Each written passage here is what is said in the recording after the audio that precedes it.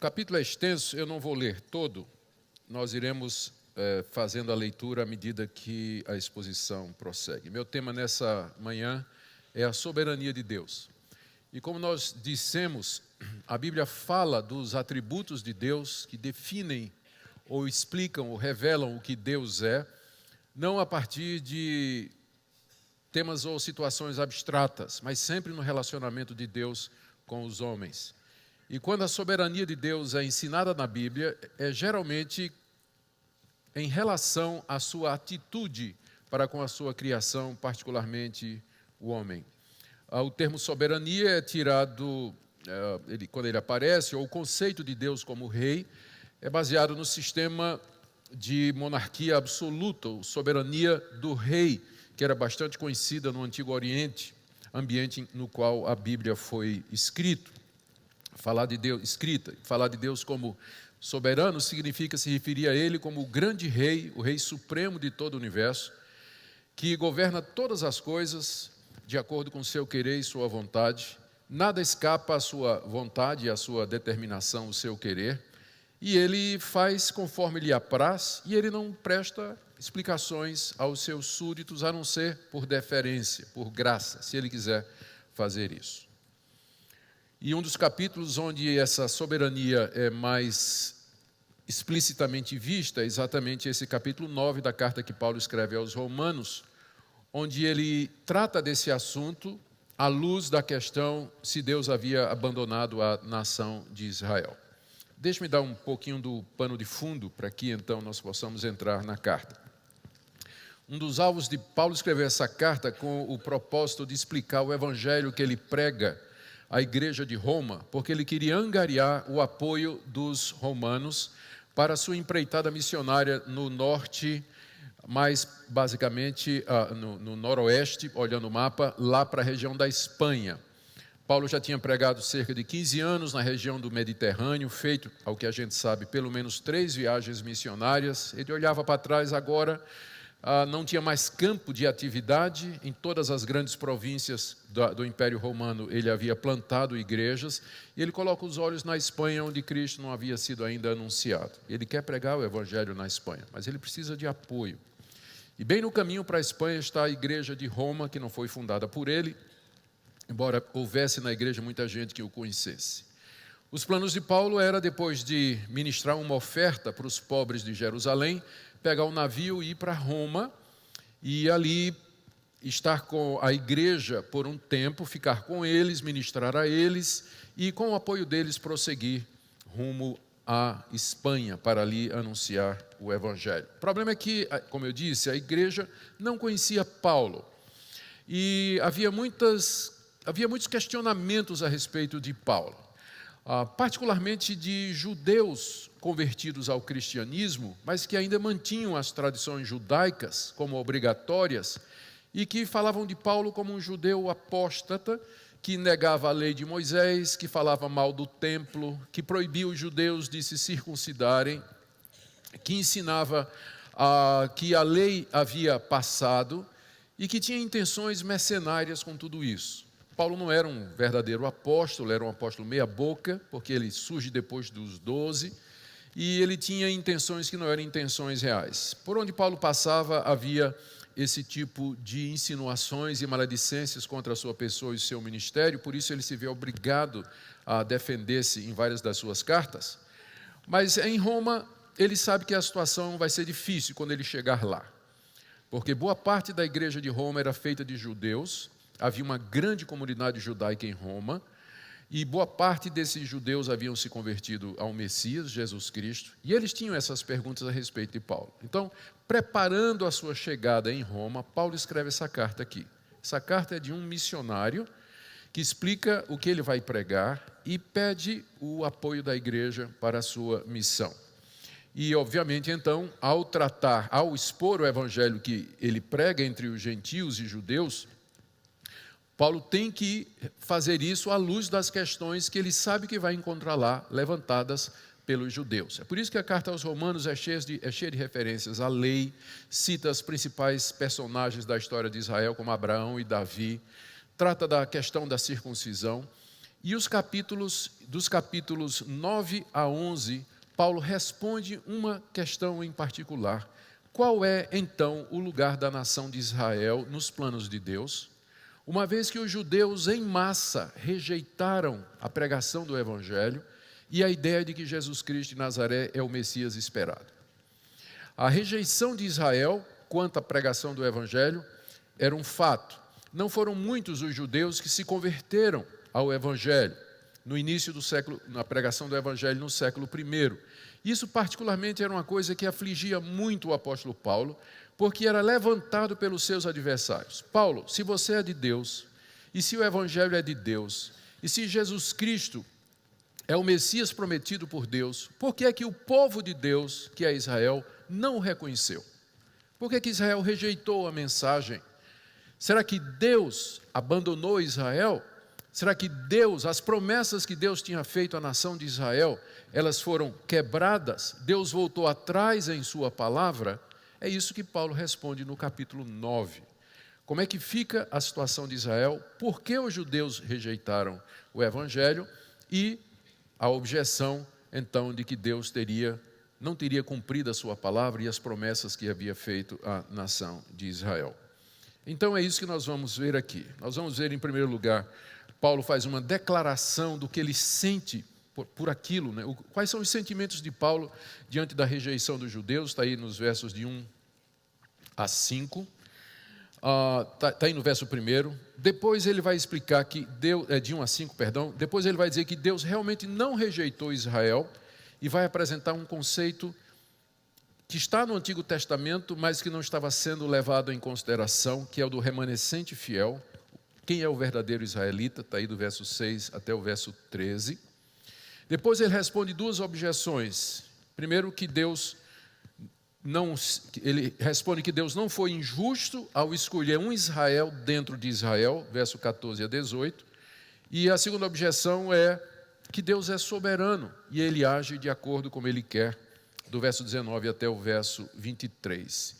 Terminando com o conceito do remanescente fiel, do verso 24 até o verso 29. Como eu disse, ele vai tratar essa questão da soberania de Deus à luz dessas questões. Então, em primeiro lugar, o sentimento de Paulo pelo seu povo que havia rejeitado tão veementemente a sua mensagem, verso 1 a 5. Digo a verdade em Cristo, não minto, testemunhando comigo no Espírito Santo a minha própria consciência.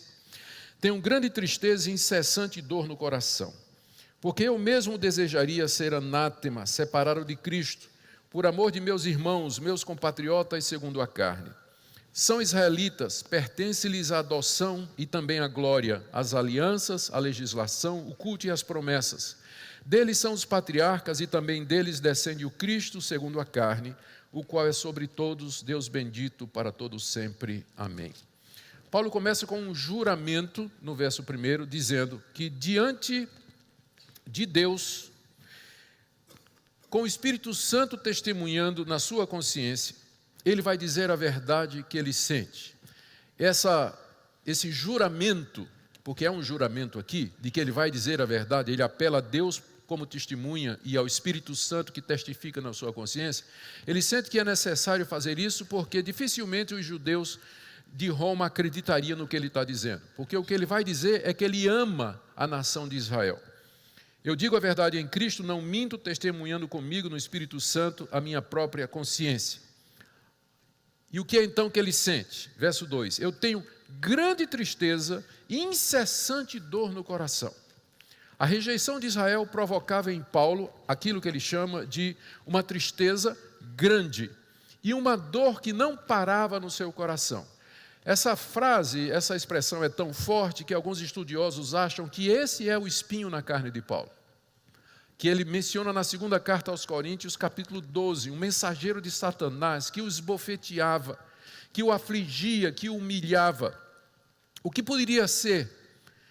No meio das muitas especulações, essa é uma possibilidade real, que esse espinho na carne, essa dor incessante e angústia profunda, era exatamente o sentimento de Paulo pela rejeição que os judeus manifestavam contra a pregação do Evangelho e contra Jesus como sendo o Messias esperado. E Paulo sentia essa dor no verso 3, porque ele amava os seus patrícios, ele amava os judeus. Ele diz, por amor aos meus irmãos, meus compatriotas segundo a carne. É assim que ele se refere aos judeus, a ponto dele dizer que ele gostaria de ser, no verso 3, anátema. Anátema significa maldito. Ele está dizendo, se fosse possível, eu me ofereceria para ser amaldiçoado por Deus em vez desses judeus incrédulos, porque é isso que vai acontecer com eles. Se o judeu não quer, qualquer judeu ou qualquer pessoa que não crer no Senhor Jesus como seu Senhor e Salvador, ele está debaixo da maldição de Deus. Paulo diz, eu gostaria de ser amaldiçoado no lugar dos judeus, tal o amor que eu sinto por eles. E não somente isso, verso 3, eu queria ser separado de Cristo por amor a eles. Eu queria que, em vez deles serem separados de Cristo e, portanto, separados da salvação e da vida eterna, que Deus me tomasse no lugar deles e que eu fosse para o inferno no lugar dos judeus. Você já imaginou isso? Daí você pode medir a dor e o sofrimento de Paulo e a intensidade com a qual ele amava o povo de Israel. Aqui ele está lembrando Moisés, lá no Antigo Testamento, numa certa ocasião em que Deus diz, Moisés, sai da frente que eu vou destruir esse povo. E Moisés fica na frente de Deus e diz, se o Senhor vai fazer isso, então o Senhor perdoe esse povo, então risca meu nome do livro da vida. Paulo está mais ou menos fazendo o que Moisés tinha feito no Antigo Testamento, dizendo, se for possível, Deus, o Senhor me manda para o inferno no lugar dessa nação. Está o amor e a compaixão que eu sinto por eles. E isso nasce de uma consciência que Paulo tem dos privilégios que os judeus tiveram, que ele nomeia a partir do verso 4, 9 privilégios. Eles são israelitas, são filhos de Israel, de Jacó, a quem o Senhor fez as promessas. A eles pertence a adoção. O Senhor adotou a nação de Israel. No meio de todas as outras nações, soberanamente o Senhor escolheu Israel de entre todos os povos. A eles pertence a glória. Foi a essa nação que o Senhor revelou a sua glória. Quem é o Senhor? O brilho do teu ser. Foi a esse povo que o Senhor fez as alianças, na verdade é uma aliança só, que foi administrada em diversos períodos. Tem a aliança feita com Abraão, a aliança feita antes com Noé, depois com Abraão, depois a aliança com Davi. É uma aliança só, mas que foi trabalhada em diversos períodos, por isso o plural aqui. Deus fez a aliança dividida ou expressa em alianças com a nação de Israel. Deus não fez aliança com nenhum outro povo. Deles é a legislação, a lei de Moisés, que expressa o caráter santo de Deus, a vontade de Deus. Os 10 mandamentos foram dados à nação de Israel e a nenhum outro povo. O culto foi dado a Israel, de que maneira Deus deve ser adorado, de que forma nós podemos nos apresentar a Deus e servi-lo. Isso foi revelado aos judeus. Deles são as promessas que Deus fez da vinda do Messias, da vida eterna, do reino messiânico, do novo céu e da nova terra. Todas as promessas foram feitas à nação de Israel. Deles são os patriarcas, Abraão, Isaque e Jacó, a quem Deus deu todas essas promessas, e também deles descende o Cristo, o qual descende o Cristo segundo a carne, ou seja, Cristo é da linhagem de Davi, de Abraão, e remontando até Adão. O Cristo veio segundo a carne dos judeus no seu lado humano. Cristo que é, sobre todos, Deus bendito para todo sempre. Só uma nota de rodapé, essa é uma das passagens que mostram a divindade de Cristo, como Paulo se referia a Cristo como sendo Deus. Ele, segundo a carne, é descendente dos patriarcas, mas ele é Deus bendito para todo sempre. Amém. Então, nessa primeira parte, Paulo expressa o sentimento que ele tem pelos judeus. E aí, então, inevitavelmente vem a pergunta. Se Deus fez todas essas promessas, 9 privilégios enunciados aqui, o que aconteceu? Falhou a palavra de Deus? As promessas que Deus fez, então, falharam? A aliança foi quebrada? Como é que a gente explica, então, que Israel voltou as costas para Deus? A resposta de Paulo, do verso 6 até o verso 13, é surpreendente. Ele responde dizendo que há um Israel dentro do Israel, que nem todo judeu é de fato, nem todo descendente de Abraão, de fato é israelita. Mas há um remanescente espiritual, eleito por Deus, em quem todas essas promessas e privilégios se cumprem. Vamos ver isso aí do verso 6 a 13 e acompanhe a leitura. E não pensemos que a palavra de Deus haja falhado, porque nem todos os de Israel são de fato israelitas, nem por serem descendentes de Abraão são todos seus filhos, mas, e aí ele cita Gênesis 21, 12, em Isaque será chamada a tua descendência. Isto é, esses filhos de Deus não são propriamente os da carne, mas devem ser considerados como descendência os filhos da promessa. Porque a palavra da promessa é essa, citação agora de Gênesis 18, 10. Por esse tempo virei e Sara terá um filho. E não ela somente, mas também Rebeca, ao conceber de um só Isaque, nosso pai. E ainda não eram os gêmeos nascidos, nem tinham praticado o bem ou o mal, para que o propósito de Deus quanto à eleição prevalecesse, não por obras, mas por aquele que chama. Já fora dito a ela, o mais velho será servo do mais moço. Como está escrito, amei Jacó, porém me aborreci de Esaú. A resposta de Paulo é essa.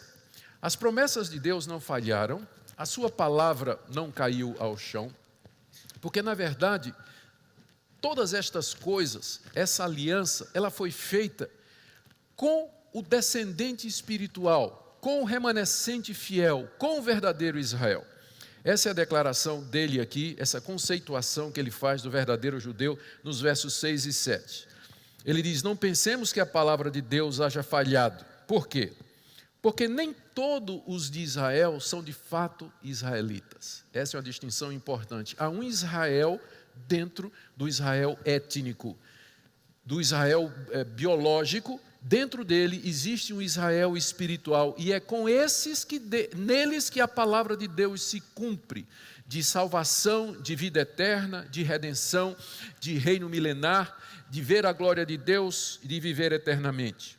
Verso 7, nem por serem descendentes de Abraão, são todos seus filhos. Paulo introduz aqui o conceito de uma descendência espiritual de Abraão.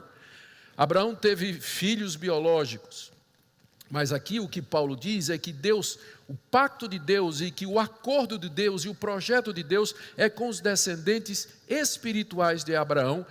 Veja como ele já tinha feito essa distinção. Abra aí no capítulo 2, quando ele está falando dos judeus. Ele diz no verso 28, não é judeu quem é apenas exteriormente, e nem é circuncisão a que é somente na carne. Porém, judeu é aquele que é interiormente, e circuncisão a que é do coração no espírito, não segundo a carne, e cujo louvor não procede dos homens, mas de Deus. Já no capítulo 2, Paulo havia feito essa distinção, que ser judeu não é uma questão biológica, mas é um estado espiritual. O judeu verdadeiro é aquele que é circuncidado no coração e cujo louvor procede do Espírito e não da lei, procede da fé em Cristo Jesus e não das obras da legislação mosaica. Ele está voltando a esse assunto aqui para explicar por que a palavra de Deus não falhou. Não falhou não, poderia parecer, porque o Israel biológico, étnico, todo em massa, ou a grande parte, negou o Messias. Mas havia alguns no meio de Israel que não fizeram isso, como o próprio Paulo. E muitos outros judeus que se converteram. Estes são os verdadeiros filhos de Abraão, estes são os verdadeiros israelitas. E aí, Paulo prova isso com 2 episódios tirados da história dos patriarcas. O primeiro episódio tem a ver com o nascimento e o chamamento de Isaque, está aí do verso 7 até o verso 3. No final do verso 7, depois de ter dito que nem todos os descendentes de Abraão são seus filhos, ele cita então, Gênesis 21, 12, em Isaque será chamada a tua descendência. Paulo está se referindo àquele episódio na história de Abraão, depois que ele e Sara resolveram tomar um atalho para terem um filho, uma vez que Abraão já era velho e Sara, sua mulher, era estéril. Entra então em cena a serva egípcia chamada Agar, através de quem Sara pensou que poderia ter um filho, em quem se cumprisse as promessas que Deus havia feito a Abraão. Deus tinha dito a Abraão: você vai ter uma descendência numerosa, e dessa descendência virá aquele que vai salvar o mundo. Nele serão benditas todas as nações da terra. Abraão não tinha filhos, Sara era estéril, entra Agar. Nasce um filho da relação de Abraão com Agar, que é Ismael. E Abraão pensava que Ismael seria o herdeiro, seria aquele descendente prometido em que Deus cumpriria as suas promessas. Só que a uma certa altura, então, nasce Isaque, nasce segundo a promessa, nasce de Sara de maneira miraculosa. E Abraão queria manter os 2 filhos até um dia em que Deus disse: manda Ismael embora. Manda Ismael embora, o filho da escrava, porque não é ele que vai ser o seu herdeiro. Os 2 eram filhos de Abraão, Ismael e Isaque. Só que um nasceu segundo a carne, que foi Ismael, aquele arrumadinho para ter um filho, e o outro nasceu miraculosamente segundo a promessa, que era Isaque, filho de Sara, a legítima esposa de Abraão. Deus veio a Abraão e disse essas palavras aqui: em Isaque e não Ismael, ainda que Ismael fosse o mais velho, mas em Isaque será chamada a tua descendência. Conclusão de Paulo no verso 8, isto é, os filhos de Deus não são propriamente os da carne, mas devem ser considerados como descendência os filhos da promessa. Já no episódio de Ismael e Isaque, Deus já tinha começado a fazer uma distinção. Ele soberanamente escolheu Isaque para ser o filho da promessa, o herdeiro das promessas, mesmo que Ismael fosse filho de Abraão e fosse o primogênito. Mas Deus disse: é Isaque. A conclusão de Paulo é que, portanto, dentro da descendência de Abraão, você tem os filhos biológicos e aqueles que ele chama aqui dos filhos de Deus. Estes são os descendentes de acordo com a promessa. E que promessa é essa? E aí ele vem, está aí no verso 9. A palavra da promessa é essa. E ele cita Gênesis 18:10, que foi quando Deus deu aquela promessa a ele: por esse tempo virei e Sara terá um filho. Essa foi a promessa que Deus fez a Abraão, cumpriu-se com o nascimento de Isaque, e era por Isaque então que a descendência de Abraão deveria ser contada. O que Paulo quer provar aqui, que dentro dos descendentes de Abraão, nem todo descendente de Abraão, de fato, é israelita, é judeu, mas aqueles que vêm segundo a linhagem da promessa.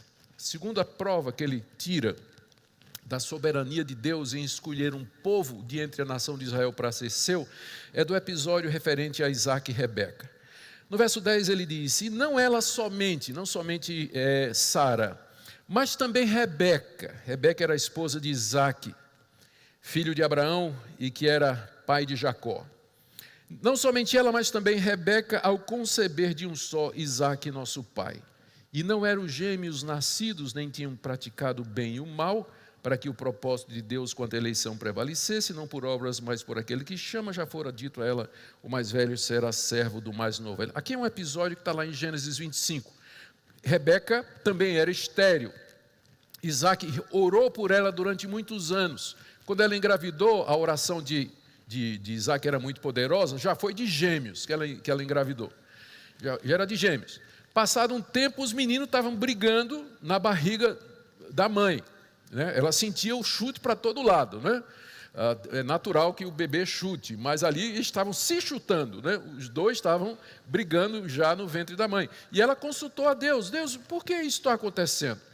E a resposta que Deus deu a ela é que tem 2 nações no teu ventre, 2 povos sairão de ti. O mais velho será servo do mais moço. Gênesis 25, 23. Tinha 2 meninos, estavam lutando na barriga da mãe, e antes de saírem, e Paulo diz aqui, não eram gêmeos nascidos, nem tinham praticado o bem e o mal, Deus já tinha escolhido Jacó para ser aquele através de quem a linhagem, a descendência haveria de vir. E Paulo explica por que Deus fez isso. Veja só a explicação no verso 11. Para que o propósito de Deus quanto à eleição prevalecesse, não por obras, mas por aquele que chama, para que ficasse claro que pertencer a essa descendência, Pertencer ao verdadeiro Israel não é uma questão de obras, de você fazer aquilo que a lei manda, mas é uma questão da eleição de Deus, do propósito de Deus, do chamado de Deus, ou da predestinação, se você quiser usar esse nome, que é um pouco mais carregado. A escolha de Deus já foi feita antes deles terem praticado o bem e o mal, para ficar claro que é baseado no chamado soberano de Deus e não na prática do bem ou do mal. E aí, para reforçar, ele cita uma passagem logo no início do profeta Malaquias, quando a nação de Israel está perguntando a Deus: qual é a prova que o Senhor nos dá de que o Senhor nos ama? O livro de Malaquias começa assim, Deus dizendo a Israel: eu amei vocês. E o povo responde de maneira cínica: como assim o Senhor nos amou? Estamos cercados de inimigos, estamos passando por uma situação financeira difícil. Resposta de Deus: eu amei vocês porque eu amei Jacó, porém me aborreci de Esaú. E vocês são os descendentes de Jacó. Os descendentes de Esaú eu rejeitei. Deus amou a Jacó, porém se aborreceu de Esaú, quando as crianças não tinham ainda nascido, nem praticado o bem e o mal. Parece injusto, não é? É exatamente essa a reação que Paulo imagina que os leitores vão ter. Mas isso é injustiça. Deus eleger, Deus predestinar, Deus escolher para si o seu povo, isso não é baseado no mérito das pessoas, na escolha das pessoas, na atitude das pessoas. Deus faz isso de maneira, como se fosse um capricho dele, de maneira arbitrária. Será que isso não é injusto da parte de Deus? Paulo antecipa que alguém vai dizer essa questão do verso 14 até o verso 18. Que diremos, pois, a injustiça da parte de Deus? De modo nenhum. Pois ele diz a Moisés: terei misericórdia de quem me aprouver ter misericórdia, e compadecer-me-ei de quem me aprouver ter compaixão. Assim, pois, não depende de quem quer ou de quem corre, mas de usar Deus a sua misericórdia. Porque a Escritura diz a Faraó: para isso mesmo te levantei, para mostrar em ti o meu poder, e para que meu nome seja anunciado por toda a terra. Logo ele tem misericórdia de quem quer, e também endurece a quem lhe apraz. Essa altura, é claro, você deve estar imaginando, mas aqui Paulo não está falando da escolha de nações. Essa geralmente é uma interpretação que se dá para evitar a implicação óbvia do texto de que a eleição aqui é de indivíduos que pertencem a essa descendência, que são os eleitos de Deus, os filhos de Deus.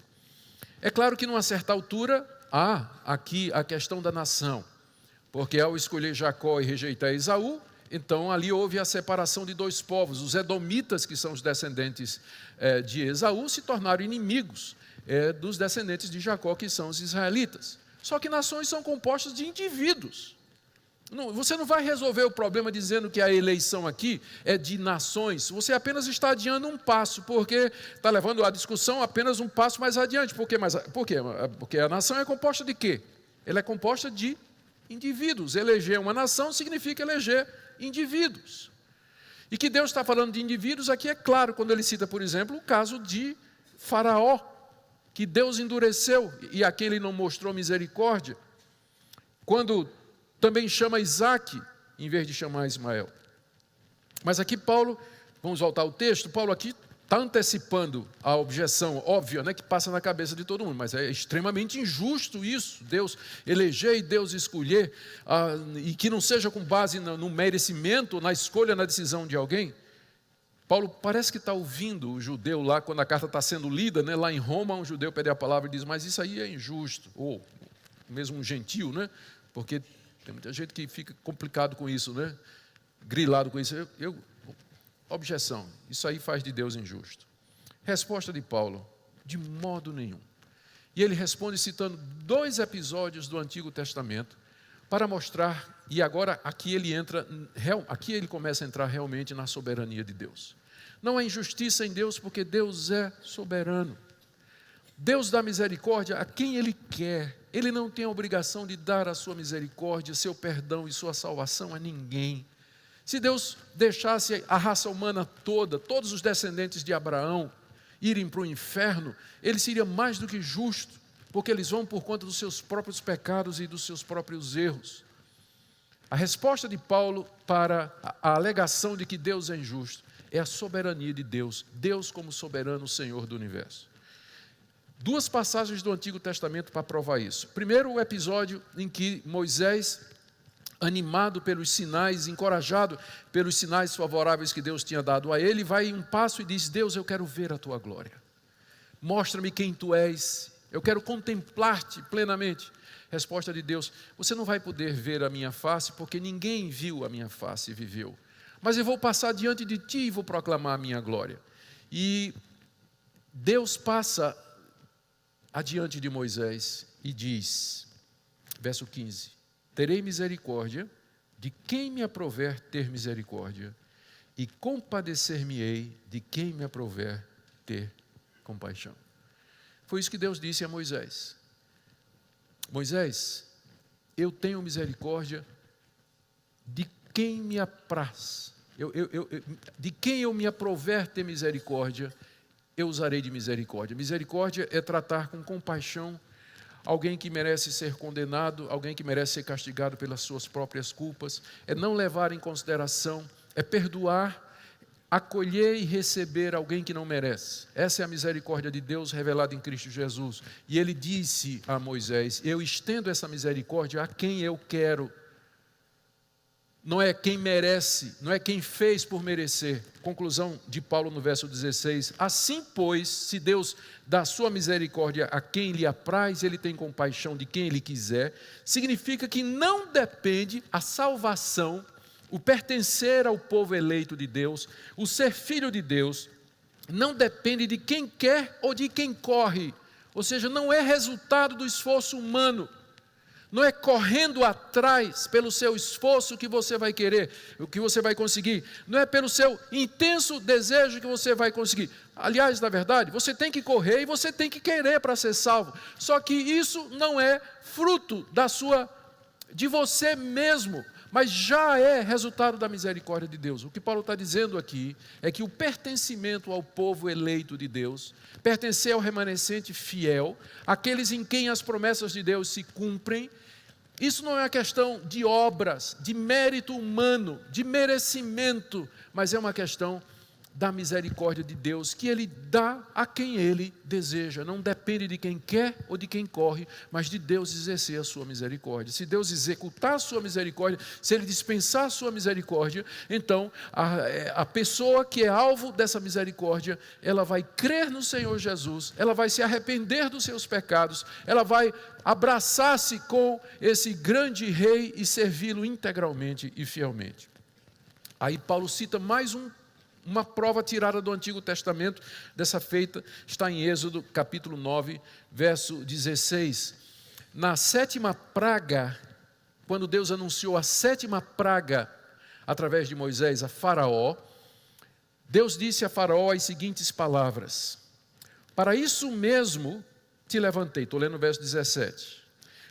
Para isso mesmo te levantei, para mostrar em ti o meu poder, e para que meu nome seja anunciado por toda a terra. Vocês se lembram da história?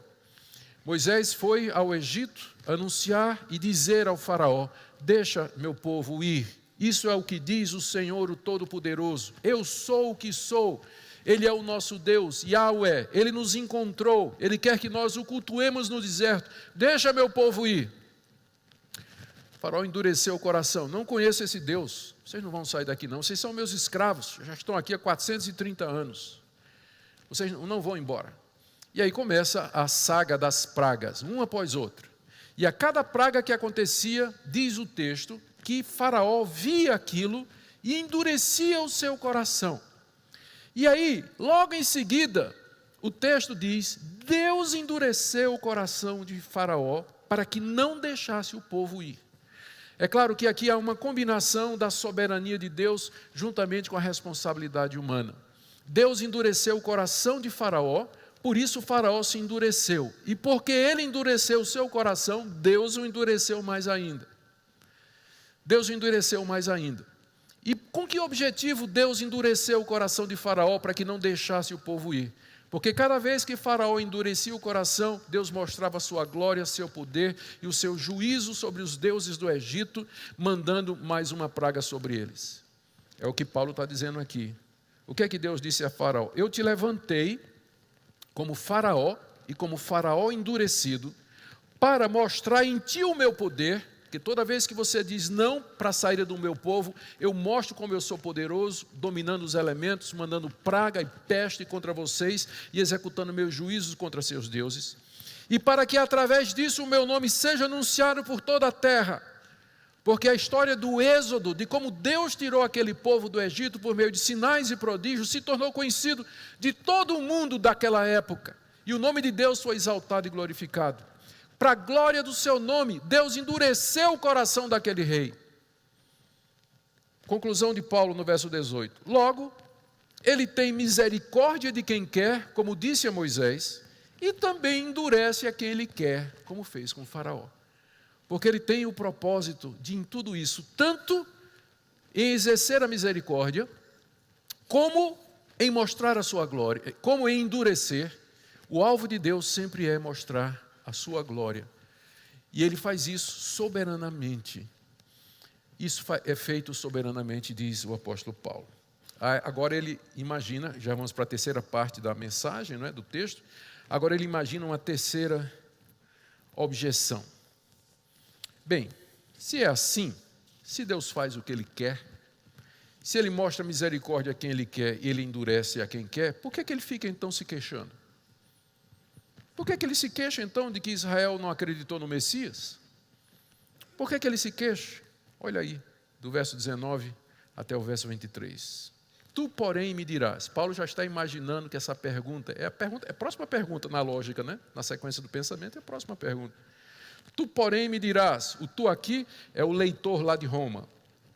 Tu, porém, me dirás, de que se queixa ele ainda? Pois quem jamais resistiu à sua vontade? Quem és tu, ó homem, para discutires com Deus? Porventura pode o objeto perguntar quem o fez, por que me fizeste assim? Ou não tem o oleiro direito sobre a massa para do mesmo barro fazer um vaso para honra e outro para desonra?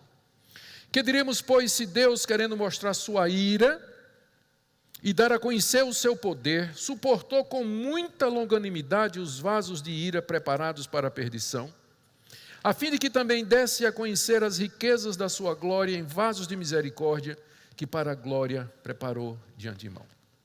A objeção é clara. Por que Deus se queixa se alguém não crê em Jesus Cristo? Por que Deus se queixa se a nação de Israel foi rebelde contra ele, contra o Evangelho? Por que Deus reclama desse tipo de coisa, uma vez que ninguém resiste à sua vontade, Paulo, conforme você está dizendo? Eu estou lendo aqui o verso 19. Quem resiste à vontade de Deus? Ora, se a vontade de Deus é irresistível, por que Ele ainda cobra as suas criaturas? Por que Ele exige ainda de nós obediência? A resposta de Paulo não é uma resposta que... Ele não responde diretamente à pergunta, mas ele vai na atitude que está por detrás desse tipo de pergunta. Quando ele diz assim, quem é você para discutir com Deus? Quem é você para discutir com Deus? Ou seja, ele não está respondendo, ele está indo na motivação, no que vem atrás. O que está atrás é uma pessoa que não se curva. Essa pergunta é originada de alguém que não se curva diante da soberania de Deus, que tem um conceito errado de quem é Deus e de quem Ele é. Alguém que acredita na sua autonomia, que acredita que Deus não pode fazer o que Ele quer, que Ele tem que simplesmente aceitar e acatar tudo aquilo que os homens decidem, e que Deus é injusto quando Ele dá uma coisa a um e não dá a outra, e quando Ele faz tudo isso porque quer e sem dar explicação, por que Ele se queixa? Então, o que Paulo está vendo aqui nessa pergunta não é tanto o mérito da questão, porque ela tem um certo mérito, é uma pergunta justa, pode ser feita, mas ele vê a atitude por detrás. Aqui ele entra na atitude. Quem é você para discutir com Deus? E aí ele usa uma metáfora que é tirada também do Antigo Testamento, está lá no profeta Jeremias. Porventura, pode o objeto perguntar a quem o fez, por que me fizeste assim? Como se dissesse ao homem, ponha-se no seu lugar. Você é uma criatura. Você é limitado. O Deus que lhe fez é infinito. Ele é Senhor absoluto de todas as coisas. Como é que você pode questionar a Deus? Pode a criatura questionar o Criador? E ele expande a metáfora agora para a figura do oleiro. Ou não tem o oleiro direito sobre a massa para do mesmo barro fazer um vaso para honra e outros para desonra? O oleiro pega uma massa de barro.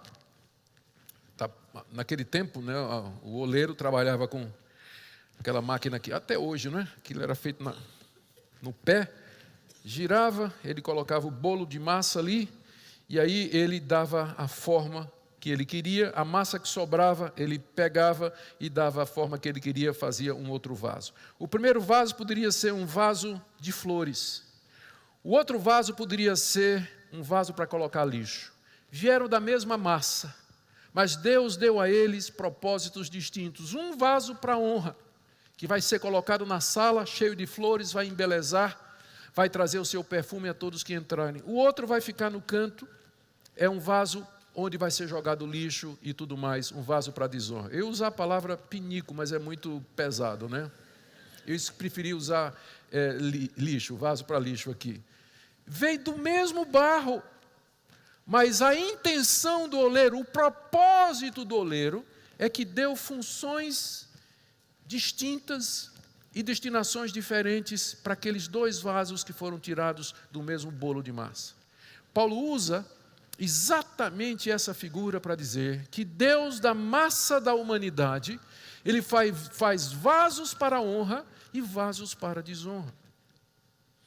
E ele faz, veja só que a diferença aqui. Ele diz primeiro que Deus tem o direito de fazer isso, verso 21. Não tem o oleiro direito sobre a massa, para do mesmo barro fazer um vaso para honra e outro para desonra? Tem. Ele tem o direito de fazer isso. Deus tem o direito de fazer isso porque Ele é soberano, Ele é o Criador de todas as coisas.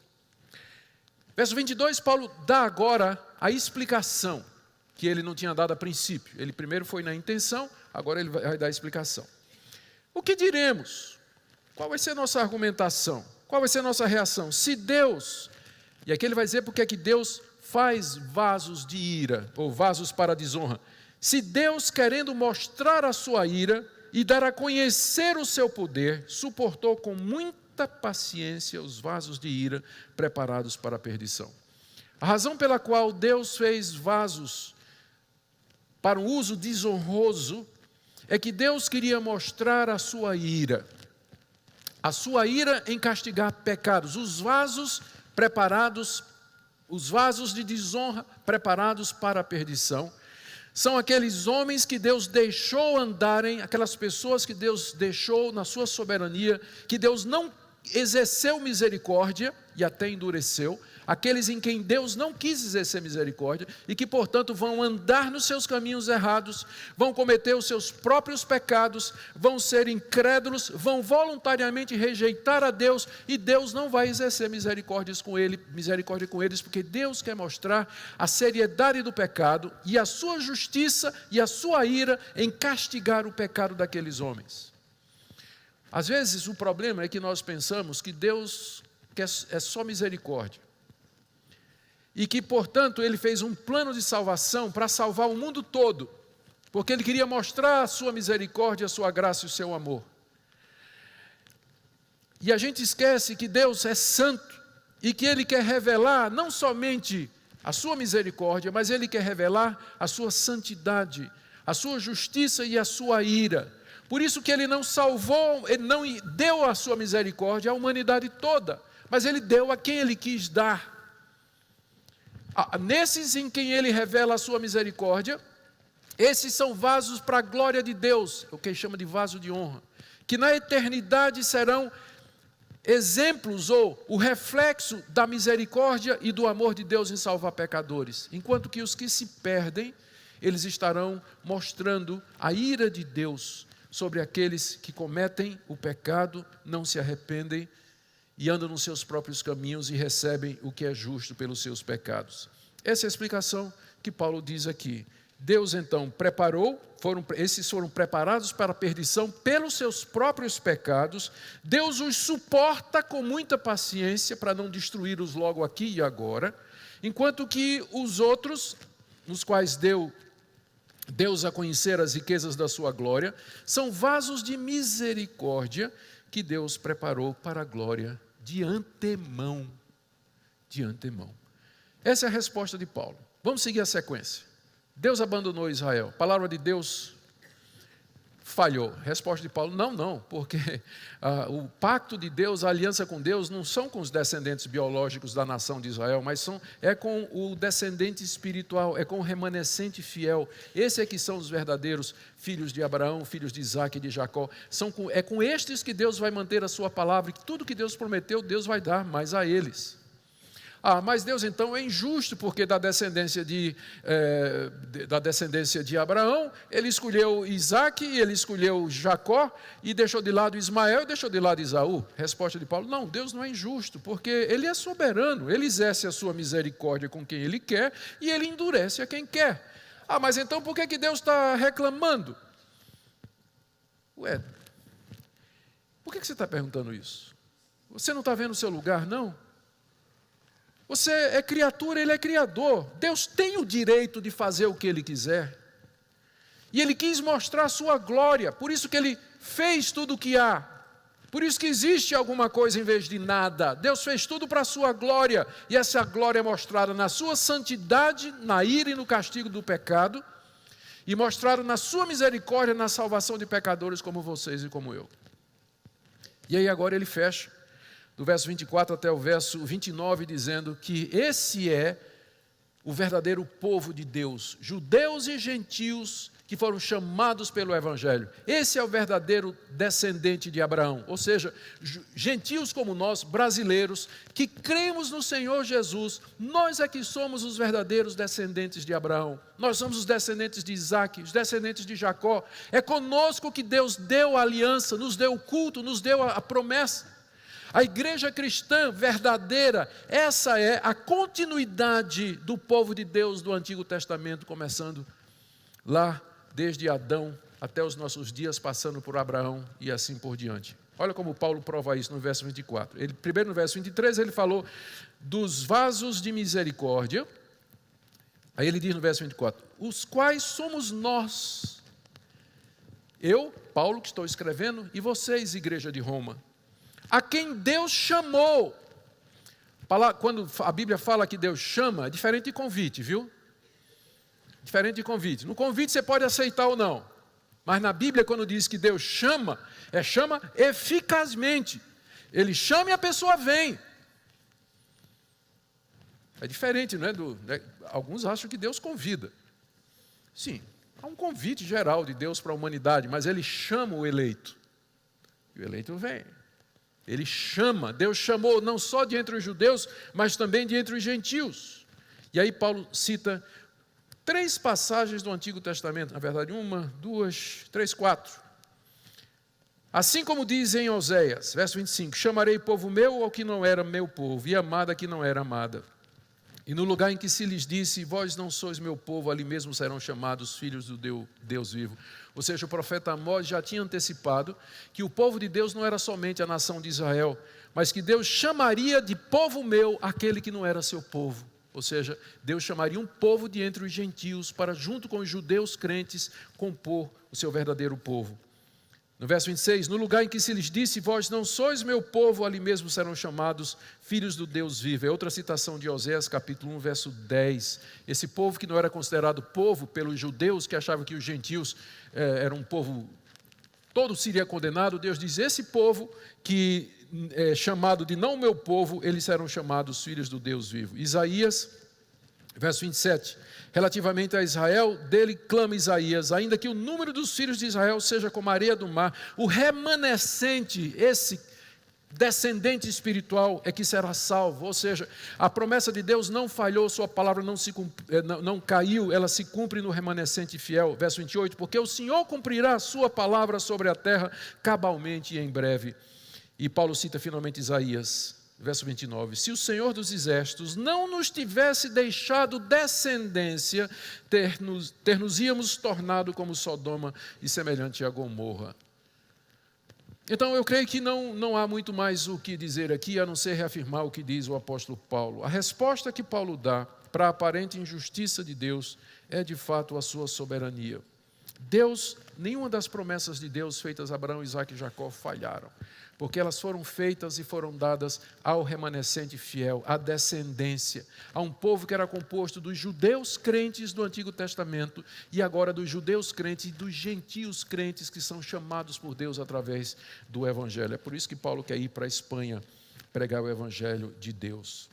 Algumas conclusões aqui que eu quero trazer para terminar. Primeiro, a soberania de Deus é claramente ensinada na Bíblia. Esse é apenas um dos capítulos onde essa soberania de Deus em relação à humanidade é exposta de maneira mais clara. Mas do começo ao fim, a Bíblia apresenta Deus como sendo Senhor absoluto da sua criação, que conhece todas as coisas, está presente em todo lugar. Um Deus que é imutável no seu propósito, como ouvimos o nosso irmão Joel Bick falar, e que não vai mudar nos seus decretos e na sua intenção. Isso a Bíblia ensina muito claramente. Você pode dizer que você tem dificuldades com essa doutrina, mas você não pode dizer que ela não é ensinada na Bíblia. Segunda coisa que aprendemos é como soberano, Deus faz o que Ele quer e nem sempre nos informa as suas razões. Deus nem sempre informa aos seus súditos o motivo pelo qual Ele faz coisas. Ele governa o mundo de acordo com o seu desejo, com a sua providência, os seus desígnios que frequentemente nos são secretos, que nos passam despercebidos.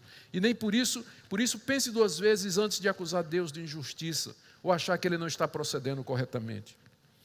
Terceiro, Deus soberanamente chama os que Ele elegeu para a salvação, e nisso não há injustiça nenhuma, como o apóstolo Paulo diz aqui, porque Ele está exercendo a sua prerrogativa de soberano. E mesmo assim, Ele não tem, como soberano, de exercer a sua misericórdia, nem concedê-la a ninguém. E por último, fica claro que não há incompatibilidade nenhuma com a responsabilidade humana. Veja só o final do capítulo 9 que eu deixei para essa parte. Depois de dizer tudo isso, olha o que Paulo diz do verso 30 até o verso 33. Que diremos, pois? Que os gentios que não buscavam a justificação vieram a alcançá-la, todavia a que decorre da fé. E Israel, que buscava a lei de justiça, não chegou a atingir essa lei. Por que não? E em vez de dizer, porque Deus endureceu, ou porque Deus não exerceu misericórdia, olha o que é que Paulo diz. Porque não decorreu da fé, e sim como que das obras, porque eles tropeçaram na pedra de tropeço, como está escrito. Eis que põe em Sião uma pedra de tropeço, rocha de escândalo, e aquele que nela crê não será confundido.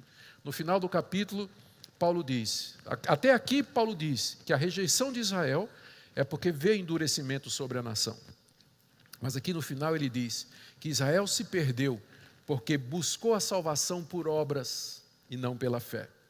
As duas coisas mais uma vez juntas, como nós vimos ontem no Salmo 139. A soberania absoluta de Deus e a responsabilidade de Israel. Os judeus que se perdem, eles vão porque eles tentam a salvação pelo seu próprio mérito. E não só o judeu, qualquer pessoa que tenta salvar-se pelo seu próprio mérito, ele vai ser condenado e vai ser perdido. E você não pode, se você for ao inferno, de lá do inferno você não vai poder levantar a mão e dizer, Deus, eu estou aqui de maneira injusta, eu estou aqui porque o Senhor me mandou por aqui. Você vai reconhecer lá no inferno, na presença de Deus, que você está lá com justiça, porque os seus atos merecem, pela sua rebelião, pela sua incredulidade, pela sua dureza de coração, pela sua impureza, pela sua idolatria. A soberania de Deus, ela não anula a responsabilidade humana, as duas aparecem aqui como sendo a causa da perdição de Israel. A eleição soberana de Deus, daqueles que haveriam de se salvar, e o fato de que Israel, pela sua própria vontade, buscou a salvação por obras e não pela lei. Eu tenho ainda 2 minutos para responder algumas coisas. Pastor, como é que eu sei que eu sou eleito? Porque eu estou vendo que essa é a coisa mais importante do mundo. Como é que eu sei que eu faço parte do descendente, do remanescente? A resposta é que Deus diz, Paulo diz aqui que Deus escolheu vasos de misericórdia, e que ele chama de vasos de honra, o que já implica que aqui nesse mundo os eleitos já vão viver uma vida honrada, uma vida de santidade.